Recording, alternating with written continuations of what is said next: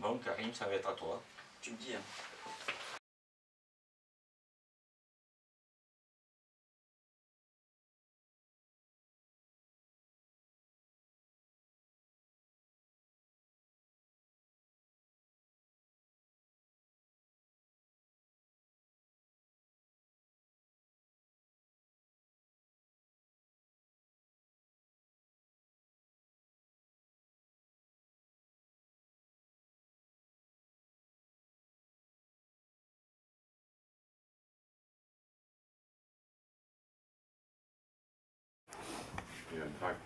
Action.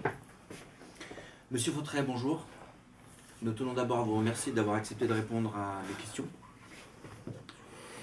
Alors, dans un premier temps, j'aimerais vous poser une question, notamment avec Monsieur Adenau, dans son éditorial de Champigny, notre ville, qui s'interrogeait, je cite, « Monsieur Macron annoncerait sa conception de la métropole du Grand Paris encore plus centralisée et mondialisée. » Fin de citation.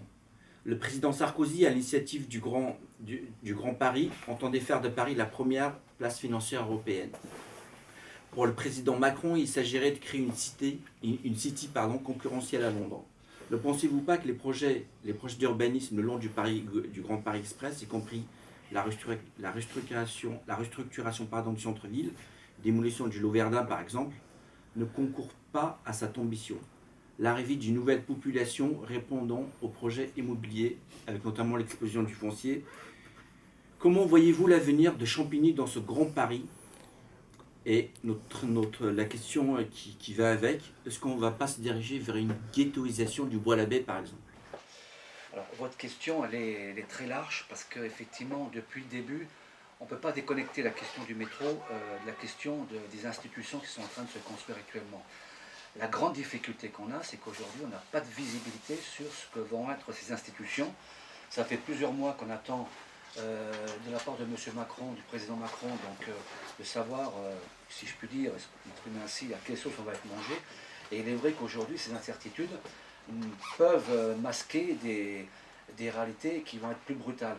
En tous les cas, je suis de ces élus qui, depuis le début, depuis qu'a été prise l'initiative de construire un Grand Paris, depuis le début, je fais partie de ces élus qui sont extrêmement réservés sur la philosophie, la finalité de ce Grand Paris. Si c'est un Grand Paris où on met ensemble toutes les questions auxquelles sont confrontés les Franciliens, par exemple l'emploi, où est-ce qu'on le met? Le logement, où est-ce qu'on le met? Comment on le répartit? Les transports, est-ce qu'on a une politique ambitieuse en termes de transport? Là, je suis pour qu'il y ait effectivement une structure, peu importe le terme, mais une structure qui permette justement de traiter ensemble ces questions qui nous sont de toute façon transversales. Or, aujourd'hui, ce qu'on constate, c'est que j'ai bien peur et les décisions politiques de M. Macron me font craindre d'une volonté qui avait déjà été initiée dans le précédent mandat présidentiel sous M. Hollande. L'idée, c'était quand même quelque part de créer une région capitale qui soit en concurrence financière avec les grands centres financiers du monde. Et du même coup, c'est sûr que si c'est ça, bien évidemment, on peut s'inquiéter sur comment va être prise en considération justement les demandes des Franciliens. Et donc on peut s'interroger dans ce cadre-là, est-ce qu'on prendra bien en compte les besoins exprimés depuis très longtemps par les Franciliens, transport, logement, emploi, répartition du développement économique sur le territoire francilien? Du même coup, oui. Alors après, vous m'évoquez la question, la question est très large, hein, vous évoquez du même coup, face à cette city concurrentielle qui pourrait se créer, que les projets du Grand Paris Express, et la ville de Champigny est traversée par ce Grand Paris Express, et tant mieux, ça a été une bataille de la part des Val-de-Marnais, des Campinois, avec tous les élus. Il y a un risque, évidemment, si on construisait un Grand Paris dont le seul objectif est de faire une place forte financière, oui, effectivement. Mais les élus que nous sommes là aussi pour à un moment donné résister, et on a un projet municipal.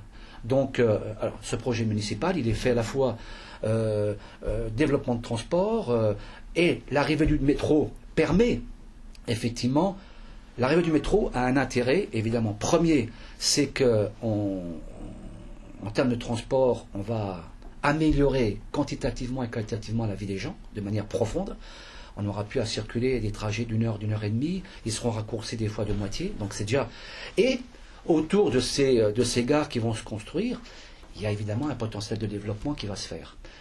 Et ce potentiel de développement, nous, on veut le croiser avec notre programme municipal où le premier des objectifs, c'est celui du développement économique et donc du développement de l'emploi sur l'Est parisien, qui est dépourvu par rapport à l'Ouest parisien, comme vous le savez. Et donc voilà, on veut, entre guillemets, profiter de l'arrivée du métro pour pouvoir encore mieux répondre, aller plus vite dans la réponse, dans les besoins qu'expriment les Campinois depuis maintenant un certain temps, emploi et aussi logement, puisqu'il y a aussi beaucoup de gens qui sont demandeurs de logement ou qui souhaitent être dans un parcours résidentiel, et donc tout ça mêlé devrait pouvoir répondre. Et donc ça, ce que nous voulons faire s'oppose bien évidemment à une vision qui serait très financiarisée, très financiariste, pas comme ça, si le mot existe, d'une volonté de M. Macron de faire. Mais et bon, voilà. Et donc l'intérêt, effectivement, c'est de montrer aux habitants, aux Campinois pour ce qui nous concerne, ce qui peut se tramer, mais ce que nous voulons. Donc, en faisant les deux, on montre à voir aux habitants qu'on peut, déjà, ne nous laissons pas faire, et en même temps, ne nous laissons pas faire, d'autant plus qu'on a des propres besoins. Donc on peut aussi résister, si je puis dire, à cette volonté un peu forte de casser la proximité. Cette proximité qui est quand même une chance pour les habitants, de quelque territoire ils soient. C'est vrai qu'on peut plus facilement parler à des élus qui sont proches qu'à des élus qui sont dans des instances très éloignées de la vie quotidienne et qui ne comprennent pas toujours forcément ce qui se passe au plus près des habitants. Donc voilà.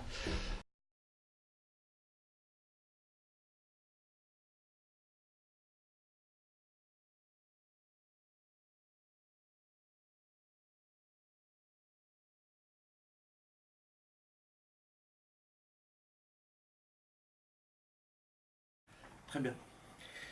Plus précisément, toujours dans le cadre du Grand Paris Express, du Grand Paris, dont en vérité le Grand Paris Express n'est que l'expression matérielle, le maire, premier élu de proximité avec ses prérogatives de plus en plus réduites, comme vous le savez, surtout depuis la loi NOTRe, morcellement du territoire, donc le département, comme vous le savez aussi, est remis en cause. Les régions aussi, les métropoles, sans parler peut-être de la mise en place des eurorégions à l'horizon 2020, ne risque-t-il pas, le maire, d'apparaître comme un simple relais de la société du Grand Paris? Non, parce que je l'ai un peu abordé à l'instant, dans ma réponse à votre question précédente. Il peut y avoir une opposition, je le répète, entre les intentions de ceux qui dirigent aujourd'hui le pays et les intentions des élus de proximité que nous sommes, où on a été élu sur un programme municipal. Ce programme municipal, il faut le mettre en œuvre. Donc oui, il peut y avoir... il y aura certainement des oppositions. Et déjà, dès aujourd'hui, il y a des vraies problématiques. Parce que, par exemple, je prends la question du logement, qui est une question cruciale en Île-de-France, puisqu'il manque 600 000 logements. C'est une crise qu'on n'a jamais connue depuis que l'abbé Pierre avait lancé, il y a plus de 40 ans, l'urgence. Là, on est dans la même situation. Donc, est-ce que ces institutions qui vont se constituer, qui vont se construire, vont permettre ou pas à corriger ce développement qui se fait à un certain endroit, à un certain autre, et le logement pour tous? Parce que la question est aussi là. On peut construire du logement, mais il faut qu'il soit accessible à ce que sont les Franciliens. Or, les Franciliens sont très divers, comme tout le reste du pays. Il y a les boueurs, il y a l'agent de service, il y a l'infirmier, il y a le cadre territorial, il y a le postier, il y a le médecin, il y a le cadre libéral. Donc, c'est ensemble cette population qui forme le paysage francilien qui doit permettre d'y habiter. Donc, se pose aussi la question de la répartition de ces logements et de quel financement du logement. Donc, évidemment, la question du logement social, parce que c'est celui qui est le plus accessible à une grande majorité de franciliens, d'ailleurs comme de Français d'ailleurs, parce que 70%, même plus maintenant, mais au moins 70% des Français sont éligibles au logement social.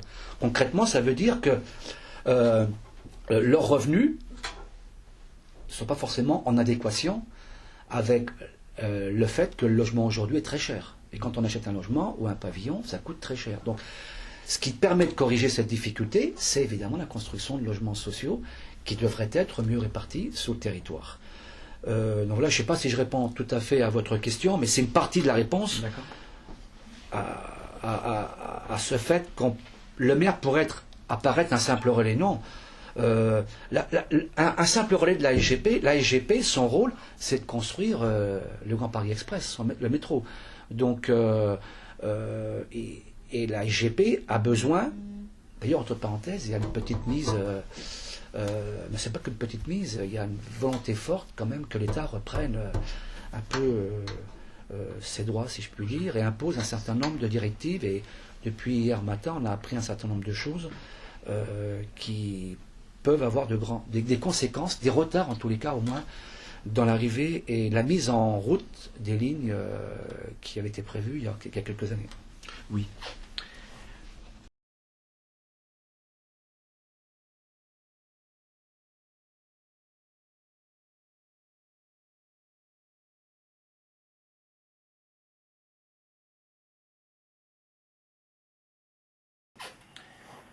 Alors que les restrictions budgétaires frappent les communes, Monsieur Vautret, Champigny notamment, votre banderole affichée parle d'elle-même. Qu'est-ce qui a motivé pour la municipalité l'approbation apparemment enthousiaste du projet Grand Paris Express? L'emploi étant la justification généralement avancée, ma question est la suivante. Quel sera d'après vous le nombre d'emplois locaux engendrés par le Grand Paris Express, centre de remissage compris? L'intérêt de ce Grand Paris Express, je l'ai dit tout à l'heure rapidement, c'est que évidemment ça va améliorer, mais très fortement, la capacité des Franciliens à se transporter, parce que c'est quand même une question de plus en plus importante dans une région qui est assez dense. Le projet de métro, il va générer beaucoup de chantiers, il y en a 9 sur la ville, il y aura besoin d'emplois. Les entreprises aujourd'hui qui vont faire ces travaux ont été retenues, elles ont commencé à travailler. Il y a l'obligation dans ces marchés, je crois que c'est 5% d'insertion obligatoire, je crois que c'est 300 000 heures. Ça fait un total de 300 000 heures qui pourraient être réservées à l'insertion, mais les entreprises... Concrètement, en termes de chiffres, ça ne parle pas à tout le monde, d'emplois réellement créés. Ah ben, concrètement. 300 000 heures, je ne sais pas vous dire précisément, c'est quelques centaines de salariés, mais sur l'ensemble de la ligne. Après, il faudra bien évidemment, par exemple aujourd'hui, c'est vrai que les tunneliers, par exemple, il n'y en a pas beaucoup. Et donc aujourd'hui, ils sont en train de former des tunneliers. Donc il y a aujourd'hui, avec ce métro, j'ai cru lire, c'est ce matin ou hier matin, non, je crois que c'est ce matin, dans la presse, que ce métro engendrerait un besoin de 10 000 emplois. C'est considérable. Aujourd'hui, il n'y a pas beaucoup d'entreprises sur notre territoire qui est capable, en peu de temps, d'avoir un tel besoin. Donc, dans ces 10 000 emplois nécessaires, nous, on agit régulièrement avec la SGP, dans les instances qui existent, il y a plusieurs instances qui existent au sein de la SGP, où les élus participent. On travaille à ce que... Il a été mis en place sous la responsabilité du sous-préfet depuis quelques mois maintenant un outil qui permet de pouvoir imposer et travailler avec la SGP, et particulièrement avec les entreprises qui ont été retenues. Sur Champigny, par exemple, il y a 2 groupes qui ont été retenus, c'est le groupe Alliance et le groupe Eiffage, et avec eux, on travaille avec le partenaire particulier qu'est la SGP, on travaille à ce que ces emplois, pour une part, soient aussi réservés des Campinois. Ça a commencé à être le cas, en particulier en insertion, et aujourd'hui, donc, il y a une 30aine d'emplois qui ont été attribués à des gens qui viennent du territoire. Il y a plus de 250 candidatures spontanées de Campinois qui ont été présentées aux entreprises dès que les postes ont été mis en ligne. Ils ont pris un peu de retard pour les mettre en ligne, mais bon, le chantier va monter en puissance, et bien évidemment les besoins vont d'autant monter en puissance, et c'est dans cette période de travaux qui montent en puissance qu'on va être plus que vigilant. On va exiger évidemment que les entreprises retiennent les candidatures lorsque ces candidatures sont évidemment les bonnes, quoi.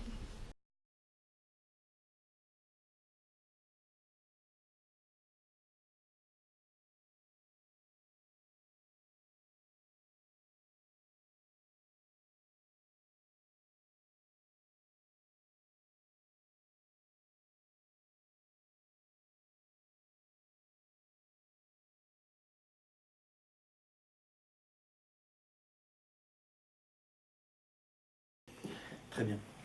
En 2016, M. Fautrey, un projet de plan de prévention du bruit dans l'environnement a été réalisé. Il s'avérait déjà à l'époque que l'avenue Salengro et les axes Stalingrad et avenue de la République atteignaient des niveaux très inquiétants pour les riverains. Alors que le chantier du Grand Paris Express allait de lui-même générer des nuisances logiques, n'aurait-il pas été possible de les anticiper par une isolation phonique, tant des bâtiments riverains que des chaussées? Alors notre question c'est, qu'en est-il du taux de pollution de l'air actuellement? Première question. Et pensez-vous, M. Fautrey, que la présentation du projet, avec toutes ses implications, ait été correctement évaluée et présentée dès le départ à la population? Déjà, je voudrais dire quand même que les grands axes que vous avez soulignés aujourd'hui subissent un transfert de véhicules extrêmement important depuis quelques années, hein, puisqu'on est entre la Seine-et-Marne et Paris. La Seine-et-Marne a bénéficié, si je puis dire, d'un transfert de population extrêmement important ces 30 dernières années, et les transports n'ont pas été construits en conséquence. Il y a la ligne E qui a été prolongée jusqu'à Tournan, mais peu de choses ont été faites. Donc aujourd'hui, Champigny, déjà, est quand même en partie pollué par beaucoup de véhicules qui viennent de l'extérieur de Champigny. Et autour de A4, comme vous le savez, on est aux abords, on a un des plus gros bouchons, si ce n'est le plus gros bouchon d'Europe, au port de Champigny avec le pont de Nogent. Il y a des travaux qui sont effectués, et tant mieux, ça a été près de 30 ans de bagarre pour que on réussisse à obtenir les financements nécessaires pour reconstruire et reconfigurer ce pont de Nogent. Sur la pollution, moi j'espère que, et je pense que ça sera le cas, plus les transports seront performants, c'est-à-dire des infrastructures très lourdes, moins de gens prendront le véhicule, et ça occasionnera a priori moins de pollution. Sur la question des compensations, c'est une question qu'on a abordée avec la SGP depuis le début. On était bien conscients les uns et les autres que ces travaux sur un territoire déjà habité, fortement habité, comme tout le reste des territoires qui sont traversés par le Grand Paris Express, allaient occasionner des nuisances. Ces nuisances, elles ont été prises en compte d'abord par la ville de Champigny, puisque lors de réunions publiques, une qui s'est déroulée en juin 2016 et d'autres qui sont se réunies, la première à Tabanny, la deuxième à Jean-Villard, et quelques petites réunions qui se sont tenues sur Champigny, à chaque fois, nous avons bien pris en considération la demande des habitants qui vont avoir à subir pendant plusieurs années les travaux. C'est des travaux importants. Quand on parle de plus gros chantier d'Europe, bien évidemment, ça occasionne un chantier à la mesure. Et donc, nous avons exigé à plusieurs reprises, sous forme de courrier, sous forme de rencontres, que soient prises en considération et soient compensées les nuisances aux riverains les plus impactés. Aujourd'hui, on est dans une phase où on a obtenu que ce soit pris en considération par la SGP, et aujourd'hui, il y a des protocoles qui sont en train d'être signés avec les bailleurs et avec les propriétaires lorsqu'il s'agit de propriétaires. Et les aides, c'est pour certains la mise en double vitrage qui permet d'avoir une réduction du bruit assez important.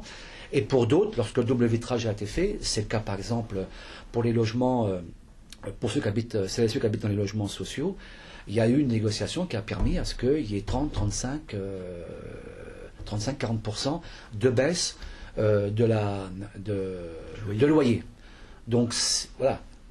Et on continuera, parce que le chantier n'est pas fini, il va même durer plus longtemps, puisque l'ouverture de la ligne 15 Sud est reportée à 2024, ce qui veut dire que les travaux peuvent aussi durer plus longtemps que prévu, et s'il y a besoin et s'il y a nécessité de prendre en considération d'autres contraintes vécues par les habitants, nous continuerons à exiger de la SGP des moyens financiers pour compenser.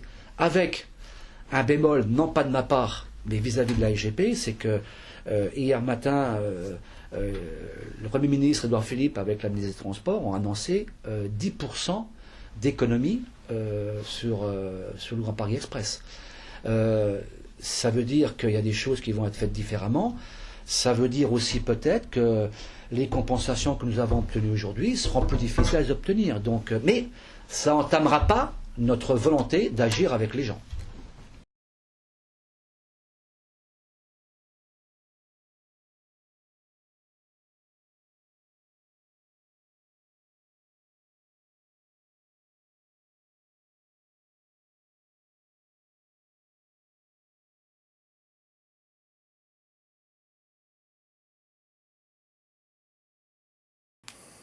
La Société du Grand Paris a fait valoir un nombre impressionnant de réunions, de consultations avec les riverains. Plus d'une trentaine, je crois. Il s'agit là de réunions d'information ou d'échanges entre riverains et la Société du Grand Paris, où les échanges ont été parfois assez vifs. Mais ces réunions n'ont rien de décisoire. Notre question est simple. Dans quelle mesure les citoyens ont-ils été réellement informés et ont-ils pu peser sur le suivi des travaux et les conséquences locales qui en découlent? Moi, je viens de le dire à l'instant, hein, il y a quand même eu plusieurs moments forts d'information, d'échange et de débat. Il y a eu, d'un point de vue obligatoire, les enquêtes publiques, hein, puisqu'il a fallu qu'il y ait une DUP, une déclaration d'utilité publique, et donc évidemment cette déclaration d'utilité publique, il y a des obligations de réunions, de rencontres, les habitants concernés peuvent émettre leurs avis sur un cahier qui est fait exprès pour cela. La ville, de son côté, bien évidemment, ne se satisfaisait pas seulement de ça. Bien évidemment, à partir du moment où ce Grand Paris Express, certes nécessaire qu'on veut, il impacte bien évidemment le fonctionnement général de la ville. Et donc bien évidemment, on est soucieux que les choses, même nous élus, on avait de toute façon besoin que les choses se passent au mieux. Et pour que se passe au mieux, il faut informer. Et c'est la raison pour laquelle il y a eu, et vous le soulignez, plus d'une trentaine de réunions. Oui, il y a eu beaucoup de réunions. Il y a eu plusieurs réunions publiques, de très grandes réunions publiques qui sont tenues à la salle Tabanelli, puisque c'est un peu notre salle des fêtes à Champigny. Et à chaque fois, les échanges, les moments d'information ont permis déjà de mieux comprendre vers quoi on allait, quelle est la nature du projet, la nature des travaux aussi, parce que du même coup tout le monde a un peu mieux compris ce que ça voulait dire, mais aussi comment on allait vivre ce quotidien, et ce quotidien, toutes les mesures nécessaires pour réduire les impacts. Et je peux vous dire aujourd'hui qu'on a bien fait, parce qu'aujourd'hui on a obtenu. Alors, il faut y revenir régulièrement, parce que chasser le naturel, vivant au galop, on a obtenu de la part, aujourd'hui, des entreprises, on a pris des mesures par lesquelles ils doivent se soumettre. Alors, évidemment, quelquefois, les entreprises ont tendance à oublier un peu des fois les engagements. C'est la raison pour laquelle, par exemple, on continue, sous d'autres formes, à exiger que les habitants soient écoutés et entendus. Et là, récemment, aujourd'hui, je fais partir un courrier au directeur régional des Fâches pour si je peux dire, l'inviter, voire le convoquer, parce qu'il y a des choses qui ne se passent pas bien et qui ont des conséquences pour la qualité de vie des habitants concernés, le bruit, les camions mal garés, des problèmes de sécurité, les passages piétons et les enfants qui traversent. Et donc, on est régulièrement. Et il y a également le magazine de la ville, qui fait une page maintenant, depuis quelques mois, une page qui est consacrée qui donne des informations sur le métro. Il y a également le site internet, lorsque c'est nécessaire. Il y a aussi régulièrement des réunions des comités de pilotage, des COSU, donc c'est des comités de suivi des travaux qui se réunissent tous les 3 mois, avec l'ensemble des partenaires concernés par le métro. Alors c'est tout le monde, hein, cet département, c'est la ville, c'est la SGP bien évidemment, c'est la SNCF, c'est la STIF, tous ceux qui sont directement concernés par le métro. Et à ces occasions-là, la ville y est présente, j'y suis présente, et régulièrement on fait le point et on fait part de nos doléances lorsque c'est nécessaire. Et la SGP fait aussi une importante, après c'est vous qui me direz, une importante communication depuis le début, et qui n'est pas toujours inutile, au contraire, parce que, par exemple, lorsqu'il y a maintenant plus d'1 an, lorsque la SGP a mis en place les grands panneaux d'information bien en amont de Champigny, en Seine-et-Marne, sur l'autoroute, on s'est rendu compte quand même qu'on avait peur que le trafic soit aussi fort qu'il était avant. Et tout le travail en amont qui a été fait d'information a fait que une partie de ceux qui passaient par la RN4 ont plutôt pris d'autres axes, dont l'autoroute A4. Et du même coup, ça améliore quand même un peu la difficulté de la traversée à un endroit où il y a un énorme chantier.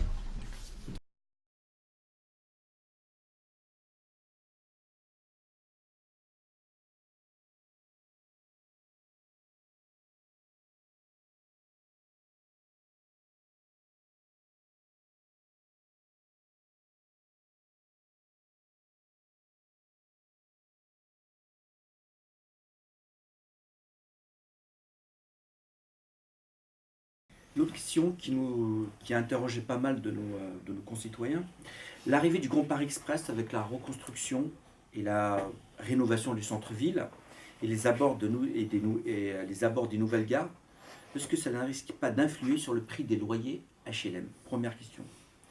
De même, les commerces qui vont être réinstallés place Lénine et aux abords des gares ne vont-ils pas voir leur patente augmenter? Deuxième question. Ne pensez-vous pas vous créer un plus grand déséquilibre en concentrant sur 3 zones proches les unes des autres l'essentiel des commerces de proximité, alors que d'autres zones, comme certains quartiers, par exemple les Simonettes, bénéficient pas d'autant de commerce ou alors d'un moindre développement commercial? Alors cette question, elle est à croiser avec... oui, vous avez raison. Il faut se poser la question du risque, d'une augmentation sensible du foncier, mais il faut aussi croiser ça avec notre volonté de requalifier, de redynamiser le centre-ville. C'est, indépendamment du métro, c'est une demande qui a été formulée depuis quelques années, depuis plusieurs années, par les habitants de Champigny, qui demandent un centre-ville convivial, où on a envie d'aller, la mairie, la CAF, le cinéma, la médiathèque, les commerces, le marché. Et donc, il faut arriver à faire en sorte que tout ça fonctionne bien. C'est la raison pour laquelle on a, avec une grande agence d'urbanisme, l'agence François Leclerc, on a défini une stratégie de développement, d'intervention sur un centre-ville élargi jusqu'à la nouvelle gare. Et cette stratégie a été définie avec les habitants aussi, qui renforce cette volonté de faire que ce cœur de ville soit renforcé en commerce. Parce que ça fonctionne pas suffisamment bien. Et donc ces projets immobiliers qui vont se construire sur le centre-ville, c'est pour cela qu'ils vont être construits, à la fois pour répondre aux besoins de logement, mais aussi parce qu'il y aura plus de monde, donc il y aura aussi un besoin supplémentaire de magasins, d'activités, de petites activités, de médecins et autres. La question du foncier, bien évidemment, on l'a en tête, je l'ai en tête. C'est la raison pour laquelle, d'ailleurs, la ville de Champigny, comme d'autres villes d'ailleurs, ont mis en place, ont voté une charte. Alors, comme toutes les chartes, elle n'a rien d'obligatoire et elle est juridiquement pas un outil qui peut servir à des promoteurs pour l'utiliser contre. Mais c'est une charte qui aujourd'hui a été signée par une centaine de promoteurs et parmi les plus grands de la place francilienne, qui ont accepté la règle du jeu, si je puis dire, qui consiste à nous, à Champigny, de pouvoir créer les conditions à ce que les Campinois restent sur le territoire de Champigny, pour ceux qui le veulent, dans le cadre d'un parcours résidentiel par exemple. Et c'est vrai qu'aujourd'hui, il y a trop de jeunes couples contraints de partir de Champigny vers la Seine-et-Marne parce que le prix du foncier et donc le prix d'achat d'un appartement ou d'un pavillon est moins cher.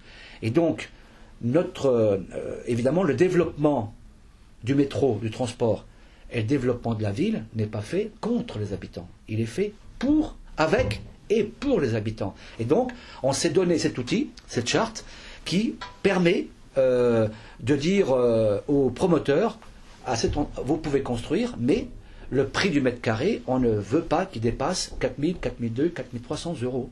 Ce qui n'est pas le cas des villes voisines. Le prix du mètre carré dans les villes voisines est extrêmement élevé.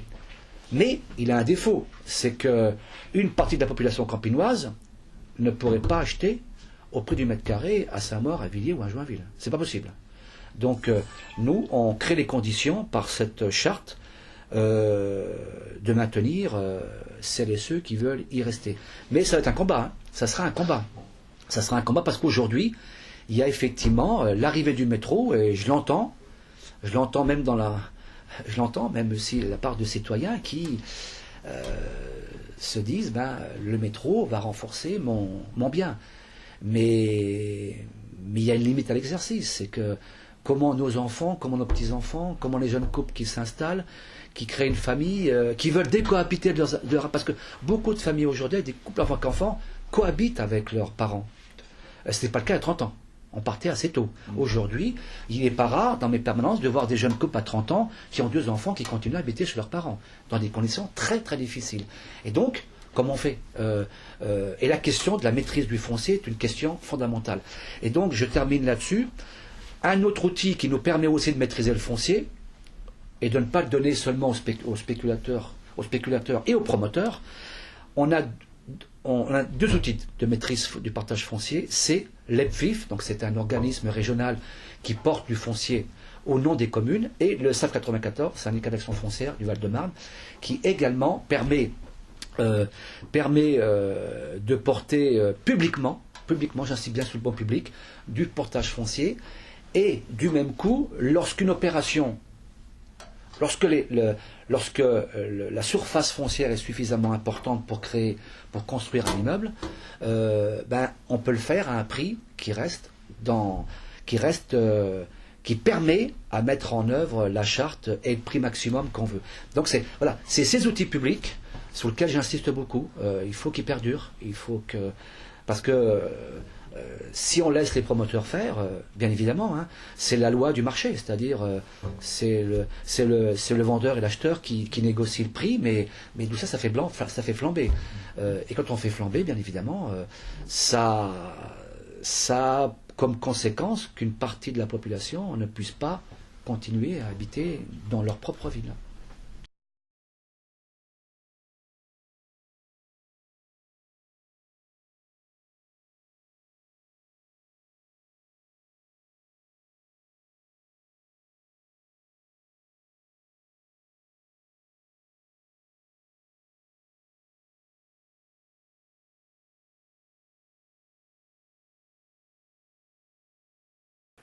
Je vous pose quand même la question, malgré les nouveaux développements qui ont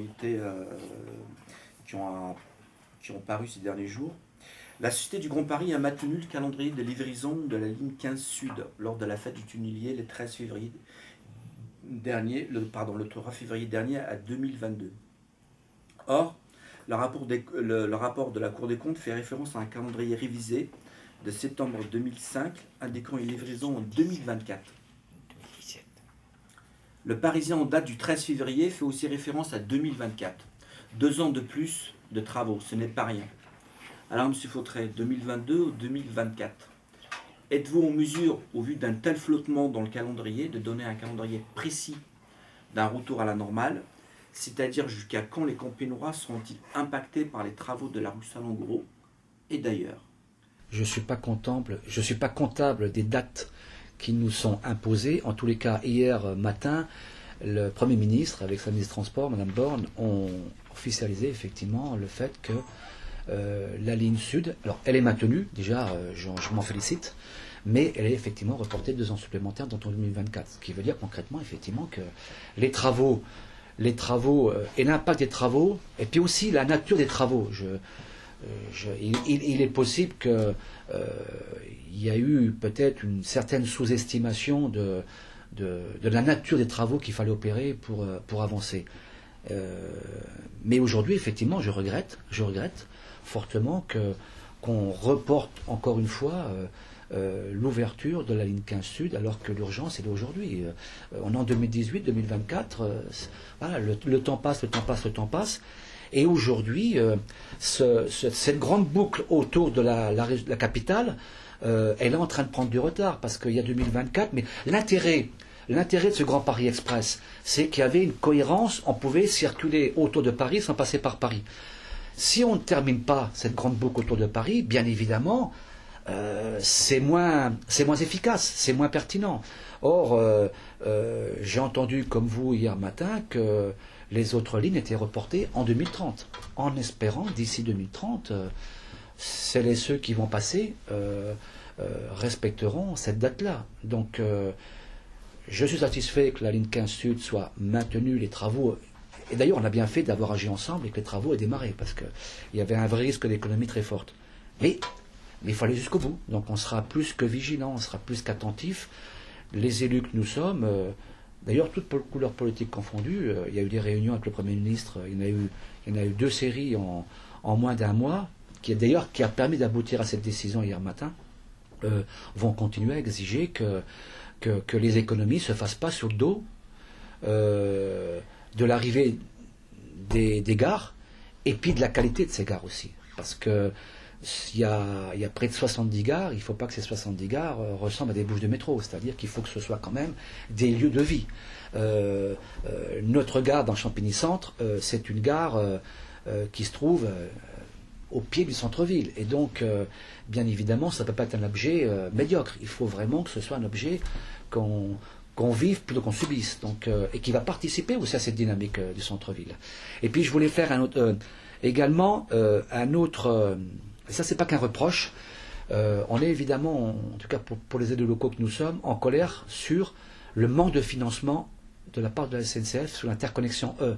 Parce qu'aujourd'hui, on a une incertitude totale sur l'interconnexion. Or, c'est un enjeu considérable pour Champigny. Parce que c'est la ligne qui permet à un certain nombre de franciliens que sont les Seine-et-Marnais de pouvoir se déplacer vers Paris ou dans la banlieue immédiate. Et donc, cette interconnexion, pour nous, elle est fondamentale.